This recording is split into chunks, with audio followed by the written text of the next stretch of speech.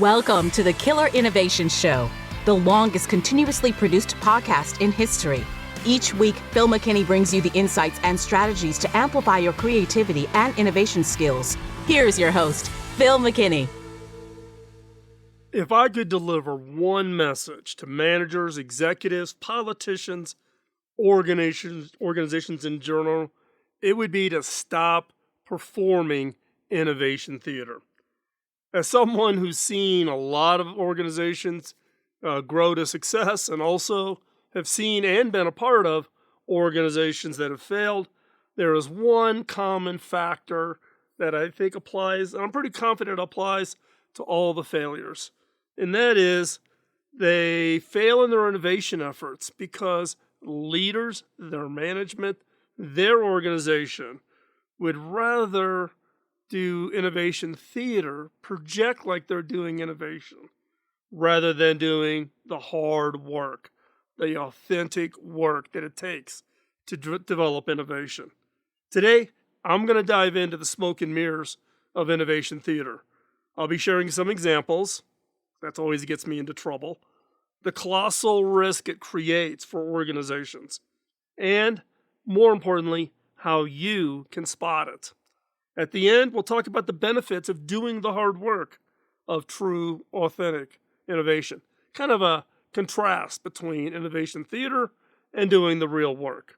So trust me, understanding this could change the way you see companies, their products, and more importantly, if you're into innovation, your ability to pick out the right company that you want to work for. Are they true innovators or are they into innovation theater? So stick around. But before we jump into this week's episode, don't forget to subscribe. Hit the subscribe button. And also, if you're not receiving the free weekly newsletter, hop on over to the blog over at philmckinney.com. Click on subscribe. Now, let's dive in to this week's episode.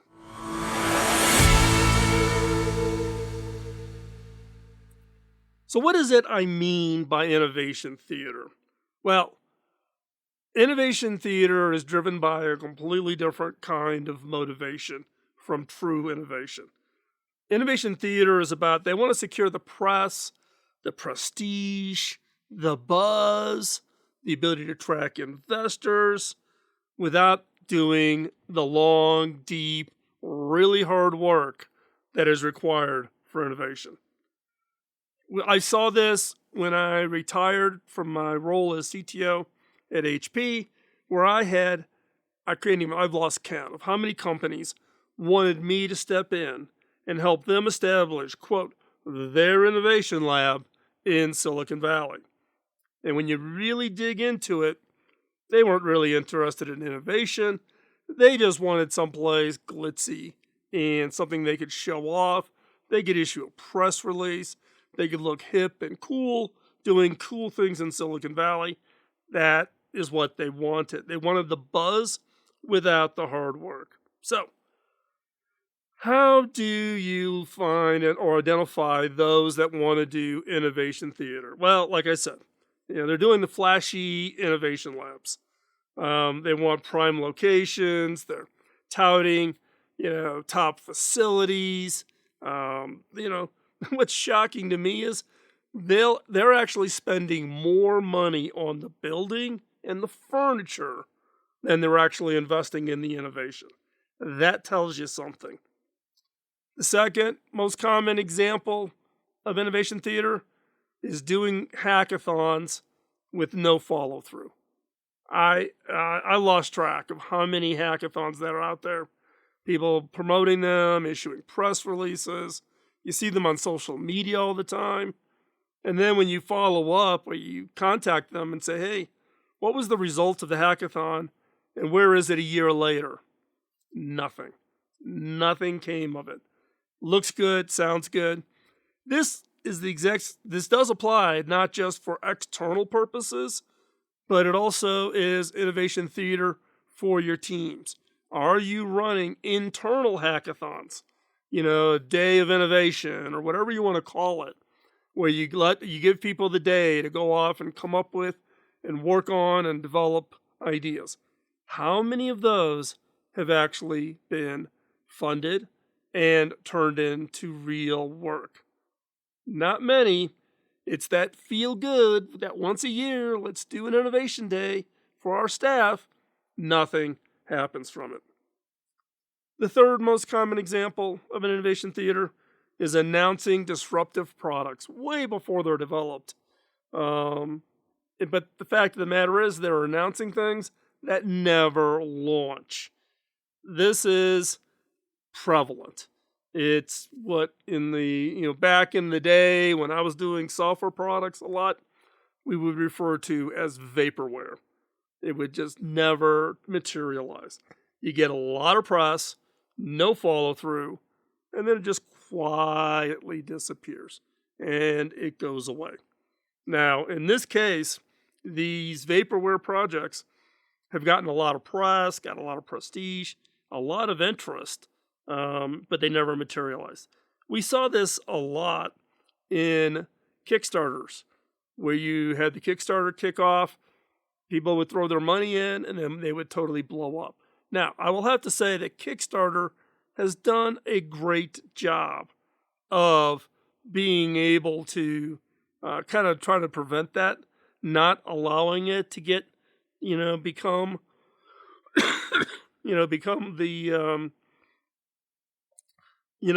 projects that have totally blow up. But then again, they still happen. The fourth most common example of innovation theater is frequent rebranding of their innovation initiatives. It's what I refer to as innovation by marketing. Innovation by marketing basically is we're going to name it, we're going to put out a really cool, funky logo on it. It projects the illusion of progress without really making any what I would call any form of advances. It is, basically pure posturing. And in some cases, I've seen technology companies take a product that's maybe even old or one that's about to come out, but there's some new hot buzzword, AI being the perfect example right now, where they'll completely recast an innovation effort or a product effort and just tack on the AI label onto it, just because it's the closest product to some kind of a product launch. That is still innovation theater. Number 5, adopting buzzwords with no real strategy. Buzzword bingo, live and well in the innovation game. We've seen it. Blockchain, AI, now it's quantum all over the place. It's more of a corporate communication strategy.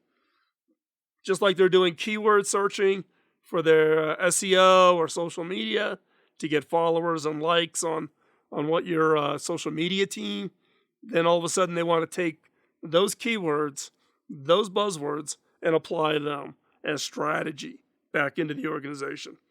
It attempts to create a facade of innovation that just does not exist. It is an attempt to put what I refer to sometimes is lipsticks on a pig, and that is not innovation. And number 6, and the one that I have run into more times than I would care to count, and that is treating innovation funding and resourcing as optional. It can't be. Innovation is not a strategy. Innovation is a survival tactic. You need innovation in order to survive. If you don't develop those new innovations, you will fail. You will find yourself out of business. And what we see is, and I've seen this happen, where organizations treat innovation funding as optional. I know of one organization that has gone through, in the last decade, they've probably gone through 8 chief innovation officers, blew up the budget, shrunk it, hire a new chief innovation officer, give that person half the budget, let them go for about a year, blow it up, shrink it down, hire a new chief innovation officer of half the budget again, and it becomes this constant slide to innovation death. Innovation resourcing is not optional, not optional. And what I've seen is people try to use innovation funding, and they can reduce it, shrink it, or increase it in some cases based on budget or quarterly results. Oh, we got a tough quarter, we're having a tough year, the annual budget process. Let's just squeeze this down a little bit. We're asking everybody to take a 10% cut. You start squeezing and not treating innovation as a survival strategy, it basically signals to your organization you are not interested in surviving. And that becomes a real clear message to your team. I've been involved, albeit not where I'm at now, because I have the benefit that I'm a CEO, and therefore I have drawn a really hard, bright line around our innovation strategy, our innovation budget, and that includes funding for what we call the Ideas Fund, which is unallocated dollars that people can pitch to take money from. We have a set amount every year that's unallocated. We never touch the amount is the same. And the second, cannot violate, do not touch, is our intellectual property budget. If we develop the innovations, we will patent it. And so therefore the two key areas for us is the funding for new ideas, new projects, not having to wait to the budget. We have a set aside allocation of dollars, and our patent funding do not get touched, do not get played with, don't get shrunk based on some result that's happening. So for us, that's how we treat it. Now, I've seen it though in the past, and I've been the what do you want to call it, the recipient or the victim of other CEOs who want to start, stop, pause projects to basically groom the spend. Okay, we're month 2 of the quarter results, sales aren't going to look that good. We're going to stop and shut down all procurement for the last 30 days. It's basically an artificial approach to conserve cash, but it has a hugely negative effect inside the organization.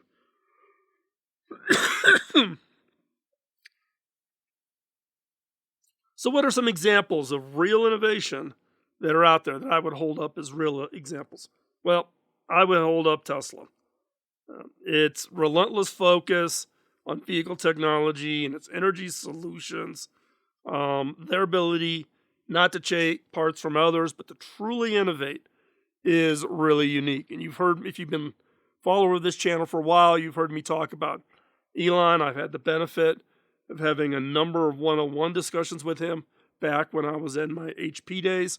I've always been a fan of Elon's when it comes to his innovation efforts. Now, in this case, with Tesla, their commitment has really developed to some leading-edge technologies, how they do their battery packs, how they develop their software, and how they've translated that into renewables, whether that be the solar shingles or the house battery packs, etc. And what's really interesting from a Tesla, and I don't think they get enough credit for this, is the licensing of their patents is free, $0. For them, it's not about invention. Invention does not guarantee you the ability to be successful. It's about execution. And so Elon's his belief is look, I'll license the patents for free, but you guys, nobody else is going to execute like he does. So even if he gave his patents away for free, you're not going to catch him. He is going to out-execute everybody and anyone that is out there. So what's an example of innovation theater? Now, I could list literally hundreds of companies. Probably get myself in a fair amount of trouble. So I'm going to take an obvious one just to use it as an example. But you can think about a lot of other ones that are out there that have suffered this. And we're going to talk about Theranos. So the blood testing company that totally blew up, and the CEO and chairman end up, being sent to prison. Had investors like, had leading government officials on as investors. It basically claimed to revolutionized blood testing with some groundbreaking technology that only needed a couple drops of blood in order to do the testing. Fact of the matter is, it was theater. The technology never worked. Never worked.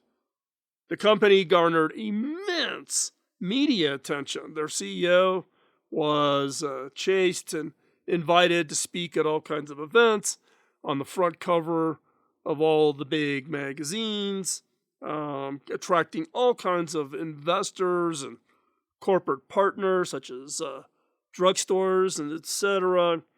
And it basically created the facade of advancement with no substance to back it up. Theranos is the poster child for innovation theater. So what are the drawbacks of operating when you're operating in innovation theater? Well, one is you're wasting resources and investments. You're going to buy the new building, you're doing really nice, cool, innovative furniture, but you're focused on that appearance rather than genuine innovation. You're allocating humans, your HR team is allocating your human resources, your people, to do fake innovation. What the heck is that all about?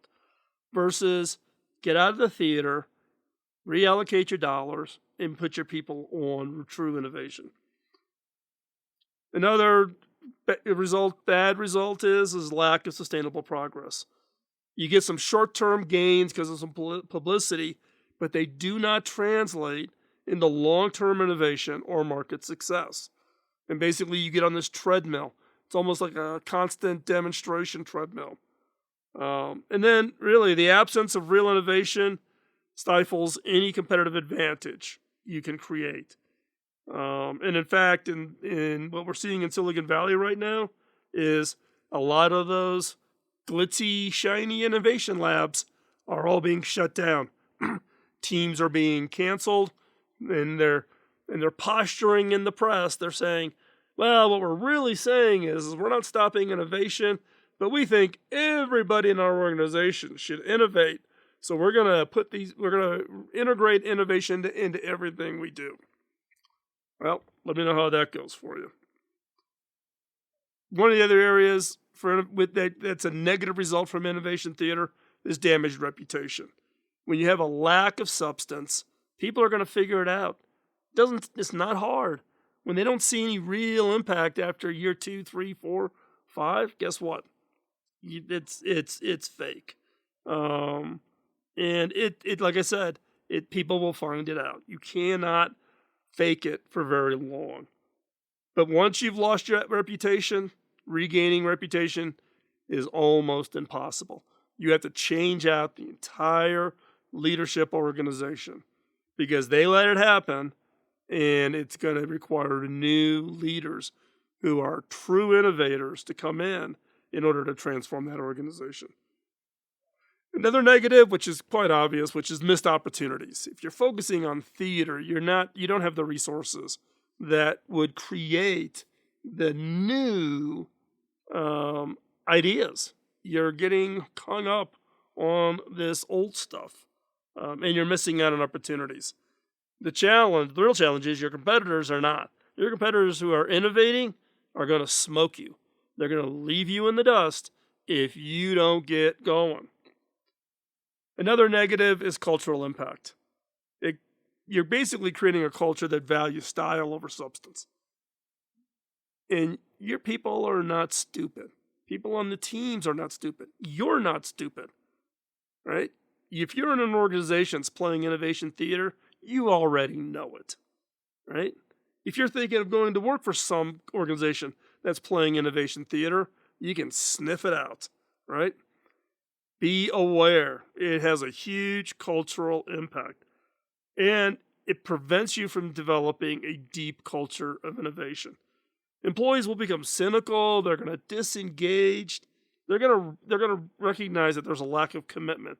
So as leaders stand up there and tout the innovation message, or the annual shareholders letter has 25 mentions of innovation, the staff is sitting behind going BS. Another negative is the financial consequences. You know, shareholders are going to figure out that whatever you're putting into innovation, they're not seeing the results. So what happens? They get pressured to stop that work. And to be quite honest, if you start off saying, "Oh, we're going to do a little bit of theater to kind of get going, but then we're going to do the real innovation," the resource requirements to play that kind of game is wasted. What you need to do is just set expectations. We're going to launch an innovation effort. We're going to start creating a pipeline of ideas. And our normal pipeline cycle, call it 3 years. So guess what, shareholder? You're not going to see anything for 4 to 5 years. And now you need a CEO who's going to stand behind that, back up that team, and go forward. So those are the issues of what the downside risk. So what's the counter? If you do real, genuine innovation, what's the counter? Well, one is a sustainable success. If you do genuine innovation, then you're creating a pipeline. You're going to create a series of innovations that are going to feed your organization. And it's going to allow you to, throughout your organization, to quickly have a way of communicating and prioritizing the work when you truly have a culture of innovation. Real, genuine innovation allows you to have industry leadership. It's not about the press release or, closing a funding deal or, making yourself look good because your competitor announced something, so you feel the pressure that you have to announce something. Doing true, authentic innovation is what will enable you to be an industry leader. If you are not doing authentic and you want to be an industry leader and you're doing innovation theater, not going to happen. The other benefit is better resource allocation. If people understand what the purpose is, the priority is, understand the mission around innovation, I will say that your people will be highly more productive doing that because it'll ignite their passion versus playing this game of innovation theater. The positive also is if you're doing authentic innovation is culture. It fosters a culture of critical thinking and continuous innovation. It feeds the engine. And that's what organizations should be doing, and it's the type of organizations people want to join. They want to be part of that. It also, the benefit of authentic innovation, it builds trust. You start seeing real results. It builds trust with your customers, your investors, your people, your staff. It really establishes that level of trust. So it also allows you to, the whole issue of if you're doing truly authentic innovation, it is really around avoiding some of the pitfalls. If you're doing theater, you're really not out looking for the future. If you're doing real authentic, you are looking out there and figuring out where do you need to play or where there's risk to your business, and you can avoid those pitfalls. But if you got people just doing 1 to 2 years out and playing the game, and you're going to get surprised by some big problem. So, if you want, one of the things I can imagine you're asking is, okay, this has been great, but what are all the pieces that I need to have to be successful in innovation? You're a chief innovation officer, you're a manager that's been tasked for innovation, or you're just an innovator and you're starting your own organization. What I would encourage you to do is check out, I've got a video posted, released it, a couple of months ago. It's actually a video I've had for a while that I use in the course I teach called the Innovation Bootcamp. It's called The 7 Secrets to Innovation. You can find it here on the YouTube channel. There's also an audio podcast version of it, so if you prefer the audio, you can go find it over at Killer Innovations, or you can go to YouTube. And it gives you the 7 laws of innovation. It includes leadership. What do leaders need to be doing? Patience. Innovation takes a while. You got to be willing to be patient. Resourcing. How do you resource people, time, and money to be successful in innovation? Execution. How do you execute on your innovation? Ideas without execution is a hobby, and I'm not in the hobby business. As an innovator, you should not be in the hobby business. So, as we wrap up, what I would ask is drop a comment. Share your own experiences with innovation theater. I can't be the only one. This has been a topic that's been frustrating for me for quite some time. So have you encountered examples either in your professional, personal life? Share. Probably, I would suggest you not name names of organizations unless you feel very comfortable, but more about some of the things and what were the flags that popped in your head that said this organization, this company, or the company I'm working with or whatever is playing innovation theater. And the reason I'm asking is because it's your thoughts, your input, your experiences that help us, as a community, learn more about innovation and what does that really mean. I would also ask is that if you benefited from the episode, help us spread the word. Share this episode. Send it to your boss if you need to change the philosophy of innovation in your organization. But if you really like this episode, subscribe to this channel and help build a community dedicated to meaningful innovation. That's why we do this. We're now in our 20th season. Yes, we've been doing this for 20 years as the podcast. And it's not a moneymaker. We don't make money. You can sponsor us and support the channel. That actually allows me to bring on some staff. I have a small staff team now that's supported by sponsorships, but I can put out more videos, put out more content. None of the money comes to me. It goes to the staff.